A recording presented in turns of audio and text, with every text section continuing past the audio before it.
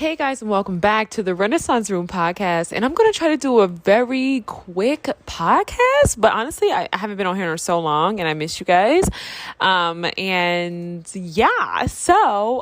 going to get it right into this podcast episode. We're going to be talking about children, protecting Black children. So as you know, I am currently reading Rock My Soul by Bell Hooks. This has been a very long read for me. It's been one that's been taking some time as I've been reading online and I'm navigating life transitions. So it's about 300 pages. I'm halfway through. I'm on page 211, I think, to be exact. And this is about children and self-esteem and so forth. And one of the things that I will be touching on, and we're going to be touching on in today's episode, is just how children are not protected so often within the patriarchal family dynamic, right? Because within the patriarchal familial system, which is a system and a structure rather that supports a man being in the home by any means, by all costs, right? Whether that cost is children, whether it's the mother in the home, the priority is to have this male in the home, right? So that's the patriarchal family structure. It's where men are protected, men are placed at the highest priority, even if that, topples over the family, right? The children, the mother, and so forth. And so something I've been thinking about a lot lately is growing older and recognizing the very sad truth of how so many children go unprotected. Now, something I will say too, before I start just talking about Black families, we don't really, I don't want to say critique white families, but a lot of times they're not roped in when we have conversations about dysfunction and, unhealthy familial structures and all of these things, because, when you start talking about white supremacy, it really kind of just boils down to not entirely the curation of the media and how they're represented in the media, but it really boils down to economics, right? When you are able to pull up in the Cadillac, with the Suburban, when you are able to pull up and, you have 5 kids and everybody's wearing Gucci or whatever, you know what I mean? Like, you are protected, right? Because this doesn't look like poverty, right? This is the American dream. So for a lot of white Americans, their children aren't safe either, but it's not critiqued because typically they are not branded as poverty. Right. It doesn't look like poverty. A lot of times it looks like material possessions and, material upkeep. Okay. And so it's not that it doesn't exist. It's one, there aren't many scholars who are really willing to sit and critique the white family, right? One, because many African Americans or any other persons that are not of, white, I don't want to say Caucasian descent, right? They are not privy to white America's family dynamics, right? Long gone are the generations where Black poor persons are nannying their children, right? A lot of times these nannies are either women who are coming from overseas, or they may be Hispanic, or they may be white, so the agency looks a lot different. Now, granted, I am not in a space of nannying, so I don't want to say that as a matter of fact, but I am pointing to the very reality that many of us are not privy to the lives of white Americans, right? We don't know what's going on. A lot of their social, environments and familiar dynamics are kept within their community, right? It's like it's the gatekeeper, right? Versus Black persons, we are in spaces where, there is integration, right? The white people are the only ones who have communities where it's like just, nice areas, very, private clubs and all these different things. And it's just white Americans, right? For the most part, everybody else has to be in spaces where there is diversification. So it's different. So we're not really privy to that. But the more and more you start to pay attention to these environments, if you are African American, if you are a person of a different nationality or ethnic group, you will start to see that, oh no, they're just as dysfunctional, right? White people, they play the lottery and believe in this, just as much as the Black person does at the corner store, right? Like, it's just that where she's going home looks a lot different than where the Black man or the Black woman in that store playing the lottery is going home to. So we say, Black people are, uneducated for believing in the lottery tickets and things like that, when white Americans are playing the same game, right? And so that's the thing about, white privilege, is that their poverty looks a lot different, and oftentimes it looks better than African Americans who are in that same impoverished position, right? Because of just, the ways of the world. Even poor whites make more than black whites, not always, but typically, right? If you're white and you're poor, it still looks better than if you're black and you're poor, right? They can be in communities where, they're a little bit further out. And so, it's like, it could be low income housing, but it's like a safe, clean environment. Not always, but depending on, where it is. So, and even still in that, right, I can't speak matter of fact to that, because the reality is that not many of us have even been privy to know where poor white Americans live, right? There's not really a large body of work and research that's on this, right? And I just believe it's because of white supremacy. White supremacy is the thing that upholds this very perfect and traditional white American in the minds of so many of us. So it's like there's no room for poverty or imperfection or any other classification other than just being the model citizen. All right. So that was a mouthful, and I probably didn't have to explain it that way, but I'm just here to teach. I'm just here to vent. I'm here to vibe. So anyway, I was thinking about all the ways in which we do not protect Black children. Right. So let's start kind of looking at why this is. So first, we want to kind of start off with the realities of so many persons' situations. Right. So you have a lack of education. When I say lack of education, you guys know what I mean. Y'all know the library is free. OK, y'all know I'm an independent study baddie. OK, but when you don't really know what's going on, you can't name things like, anxiety, abuse, neglect, and it's different in its many different forms, right? Typically, if you don't have the language, if you don't have the education, the only thing that is physical abuse or, sexual assault.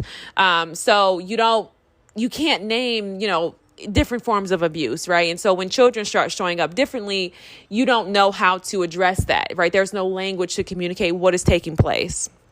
And additionally, of course, when you have children aren't able to articulate themselves. So they can't say, certain things because they don't have that level of articulation. So it takes you being the parent to be someone who is a little bit more mature, emotionally attuned, to your child and to children, to kind of see the patterns and to see the disconnect and to see where something has been broken, right? The child is a happy child and now the child is sad. The child seems more anxious around this person and so forth. Like if you're not attuned, if you're not knowledgeable, then you will overlook the signs of abuse. And that's typically how it starts, right? It typically starts with the child showing up differently.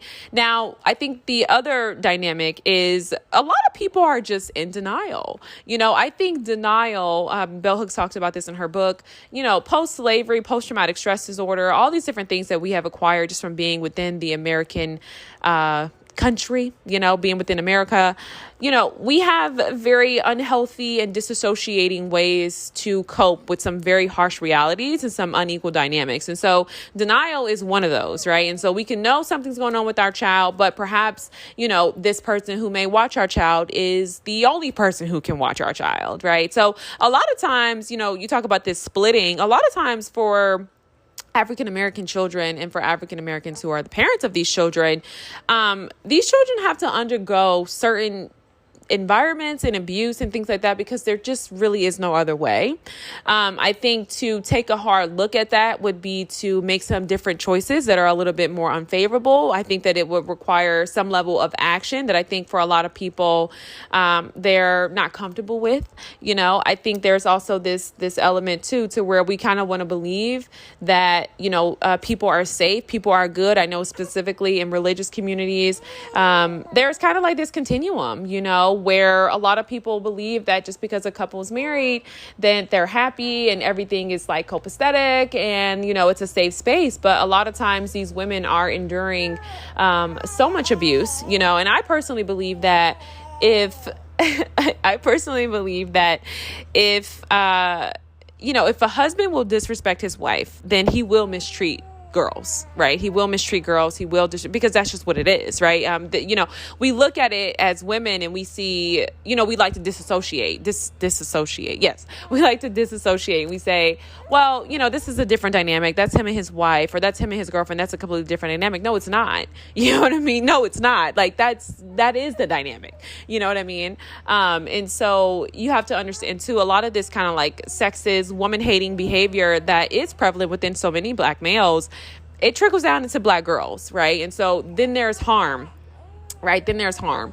And something that I realized with so many Black women is that we just kind of have to carry this silently.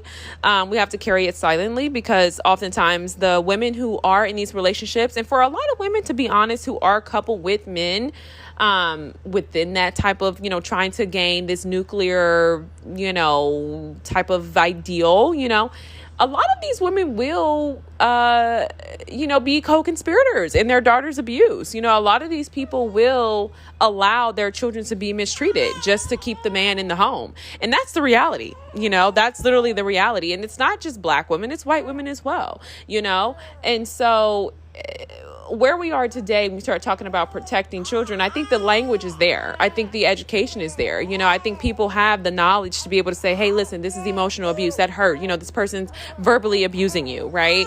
But I just think that we want to remain in a state of denial because it's comforting. I think that when you start talking about low self-esteem, that's really what it's predicated upon, right? Like as African-American women who understand this and they know that their children are being abused, right? Or their children have been abused, low self-esteem really is low self-esteem is inaction. Right. High self-esteem is when you are a person who does things. You get things done. It's about integrity. It's about, you know what I mean? But when you have low self-esteem, you don't do anything, And so I do believe that's in part why so many women turn a blind eye as well. Low self-esteem in the African-American community. And so when I think about where this leaves children and how for so many of us, we don't advocate for children. We don't fight for children. We don't protect children. I think that there's a myriad of different ways reasons for why we don't do that. And I definitely think number one being the lack of resources. But I also think just this inaction. There's a sense of inaction, and I just feel like it's comfortable to be in denial and to disassociate. But when we do that, the only person who suffers is the child, and so I guess I'm just kind of coming on really quick at a very untimely time, as you can clearly hear in the background. I got a lot going on, but I guess I would just say that, you gotta be a person who doesn't turn a blind eye. I think we're so quick to kind of just, I just think denial is comforting. I think denial is comforting. I think, living in the background, living in the oblivion, is safe. You don't have to do anything. You can believe in a perfect world. You can believe in perfect people, versus really seeing things for what they are. And I think for a lot of Black women too, we start talking about, heterosexual relationships, more and more Black women are kind of coming out and addressing this prevalence and how for so many Black women, it's been continual betrayal, continual psychological, emotional, and sometimes even physical abuse, in their relationships with Black men. And I think we're finally getting to a point where we're addressing these things, and we're kind of putting the spotlight on these very unhealthy relational dynamics, and I'm not here to point the finger and say, hey, this is what it is. We know that Black women can also use their sexuality to, manipulate, use, mistreat Black males as well. We know that verbal abuse is very prevalent within our community. So talking about Black women and their relationships with Black men, right, to kind of gain that sense of power, as we do not possess the physical strength to hurt anyone, right? Oftentimes that manifests as physical, right? Verbal emasculation. So I just think that, we're coming out of we're entering a space where Black men are finally starting to sit with the shame of their actions. I just think for so long we've had, like I said, generations of women, previous generations especially, who, they protect they protect men. They protect them at all costs. Women whose sons wreaked havoc in the lives of their children's mothers, and the grandmothers and the mother of the son is like still defending him, and not blind, but just, in this perpetual state of justification. You have black males who, don't take care of their children, and they're in the communities, and whether it's religious communities or just, African American communities, and everyone knows, but there's no shame. There's almost like this normalization and if anything, an expectancy, right? When you start talking about black boys and they're socialized, that there's the ways in which they're socialized at a very young age, we can critique the system and we'll say, well, there's this low expectation for black boys, but I would also argue that there's a low expectation for black boys and black males within the black community in terms of having integrity, being a stand-up, right? Being a person who has, or develops rather, the characteristics that would make them persons with healthy self-esteem, and so the foundation is entirely broken. And I do believe that within our community, we have to kind of start looking at the ways in which we pedestalize men, right? We pedestalize, we comfort, we coddle, we assage, and the cost that is taking on the people within the community. How that's harming the women within the community, how it's harming our daughters, right? How we have this perpetual cycle of dysfunction ongoing because no one will call it out. You know what I mean? No one will address the thing, right? And it's not just the abuse against males. You guys know we could talk about the abuse against, the women on women violence, you know what I mean? The competition, the betrayals, all the different things, right? The jealousy, overall just it being unhealthy, right? Overall, it's unhealthy. But this is not the podcast. I'm not talking about that in this podcast episode. I'm talking about protecting children. So I'll end it there. But I just wanted to come on here and say that, I don't know what it is. I think sometimes being a person who's intuitive, being a person who, some people will spiritualize it or, can look at it from a spiritual context and say, well, you're a seer, whatever the case may be. I think for me, it's just more so like, calling a spade a spade. And I think what's unfortunate is when you do go to act on these intuitions and you address certain things, you're never wrong.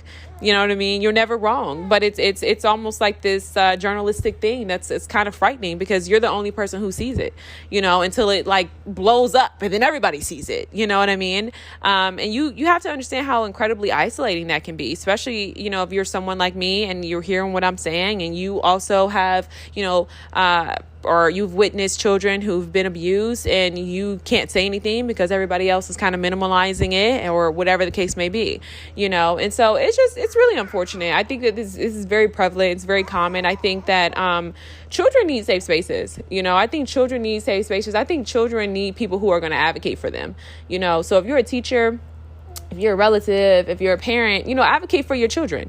You know what I mean? They need that. I remember, dealing with a child and there was a teacher who didn't like the child. And it's like, everyone's like, well, he's being disobedient. Well, let's have a talk with the teacher, right? Let's see what's going on here. What's going on with this dynamic? It's not to say that he's not being disobedient, but what is going on here?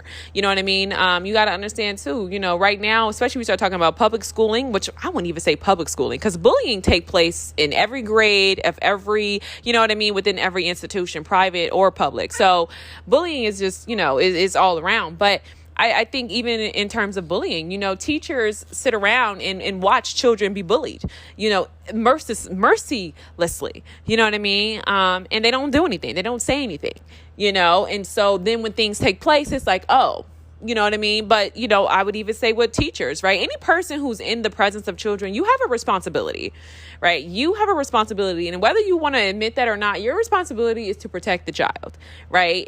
People will kind of act in what I'm saying. You may take it out of context and say, well, you're being a crunchy mom or you're being paranoid or you're projecting. No, I'm not doing any of those things. I'm just simply recognizing the patterns within children. Children can't communicate. So much of this is behaviorism, especially when you start talking about very young developmental ages. You know what I mean? Like it's role modeling, children do what you do, right? They get a little bit older. They start to try to figure out their sense of independence and so forth. So it's different.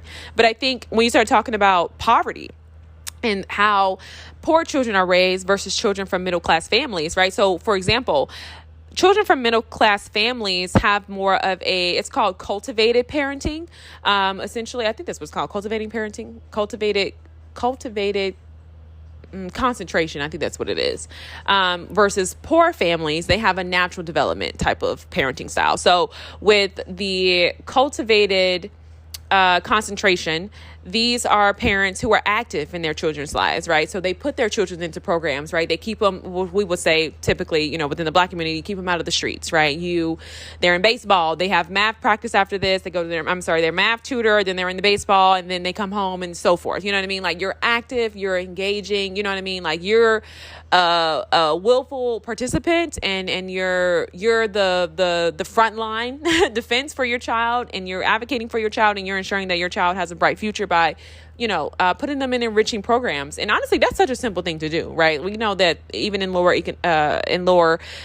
or impoverished communities, underserved communities, there's still after school programs, right? There's someone doing a t-ball, something, or club or whatever. But anyway, but in lower income families, there's a natural development, which is where they believe that children will develop naturally. There's sort of like this free spiritness, which we know that this is mostly just due to having to work, not really having the ability to be there for your child. And that's something I won't speak to. I can easily sit here and be like, hey, this is what we can do to kind of provide a solution. But quite frankly, I'm not in that space. And I know that everybody's situation is different. Something I have been kind of being a little bit more mindful of as I am, coming into the space, I'm educating, I'm going through life's transitions, I'm learning, I'm growing, and so forth, is that I don't want to come off with a conservative talking point, and I don't want to be the person who says, well, listen, Black people, if I have overcome, then you should overcome. You know what I mean? I think that is something that is very prevalent that, many sort of quote unquote conservatives or progressives do. And I don't want to be that person. I want everyone's experience to be their own. I want my experience to be my own. I will not ignore or deny my own privilege. And I also will not ignore and deny my own hardships and triumphs. But I also understand that I am a very unique person. And when I say unique, I mean one of one. I mean that there's no one with my first and last name. There was no one with my fingerprint. And so I cannot really speak to what you should do.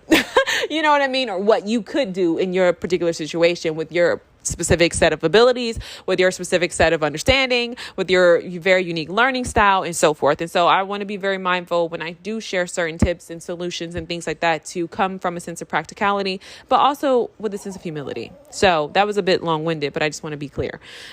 So anyway, there's two different styles.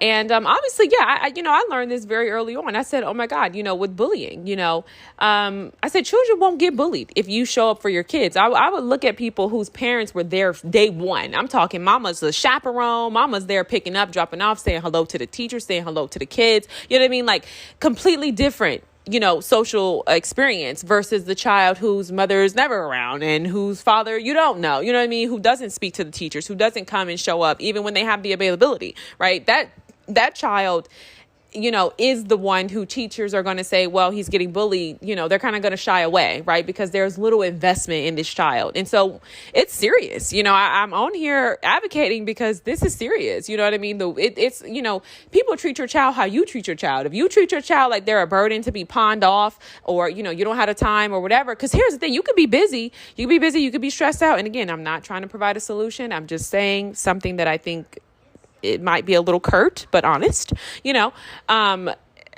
but at the end of the day, you can still advocate for your child. You can still ensure that your child is, because you gotta have that type of attitude, like not this one, you know what I mean? But I don't even think that it's an attitude you can cultivate. I think it's a heart posture. You see what I'm saying? I think it's a heart posture more than anything. And so I do think, Black people, I gotta be real. I do think that the carelessness with reproduction, whether, from male and female, right? The carelessness with the reproductivity, I do believe that this leads to more child abuse. I do, because, when there's no intentionality,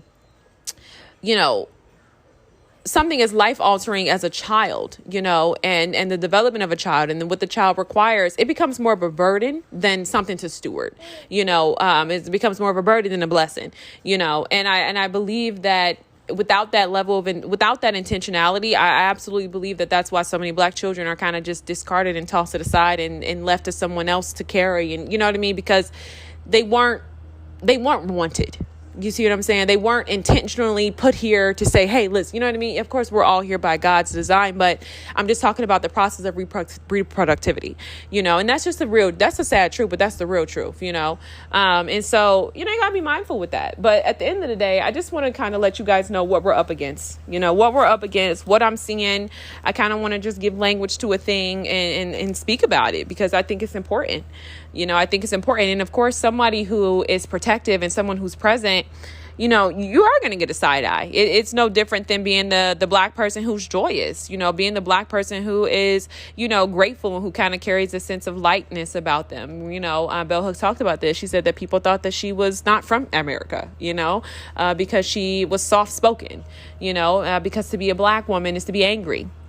To be a black person is to be angry. So to be someone who's joyous and so forth, it is kind of like a, where did you come from type of thing, right? Because you don't fit into the stereotypes, because, typically that's just, people don't see black people in that light, and I think that's, I think that's real.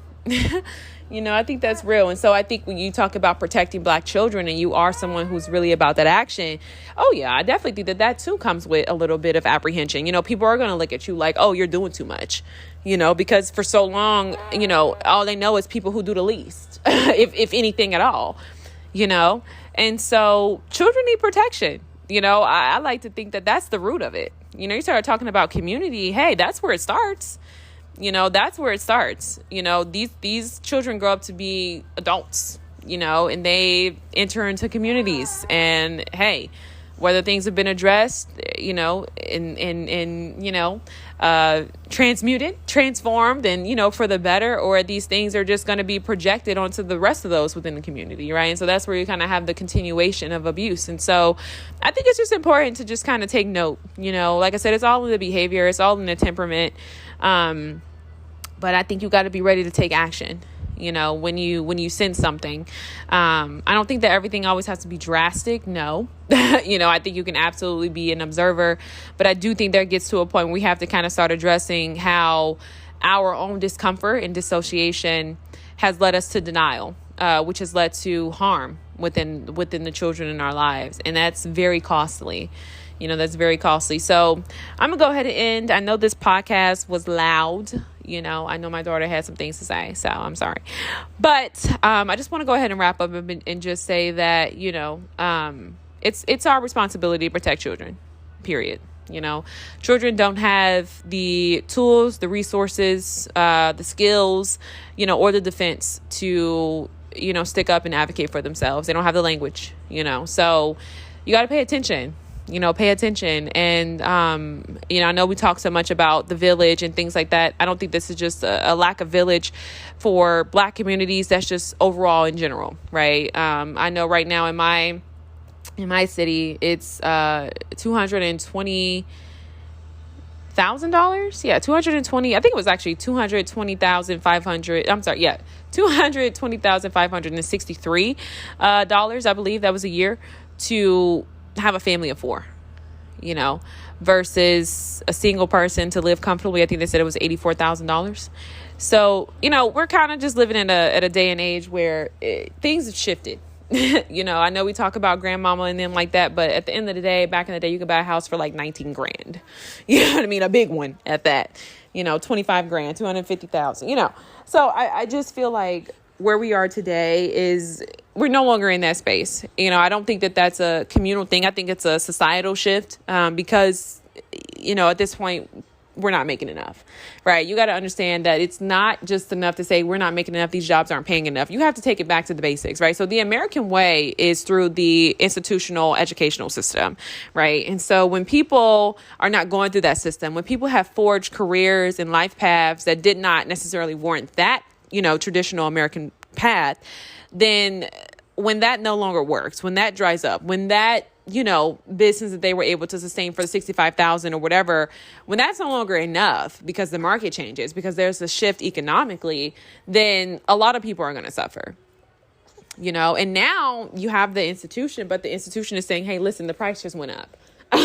Yesterday's price isn't today's price, and so it's really just a matter of like, market value. And I just think that, adult children are staying home later. So you also have that dynamic as well. Grandparents are still taking care of their children. A lot of the young Gen Zers are not leaving home at all, which we know because of the rent prices and other factors. But so I just think we start talking about grandparents. I just think that the ways in which our culture is shifting, the ways in which society is kind of shifting, is just not anything that's feasible. And so I don't think that people are negligent or necessarily hedonistic as much as I think people are surviving, as much as I think people are working. You got to think if everybody's working, every day trying to, hustle, and pay their bills, then the 1-2 off days that the person gets, they're not probably going to be one to watch your kids. You know what I mean?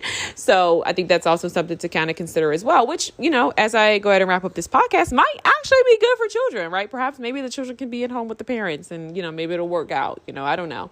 But stay prayed up. Gotta make a way.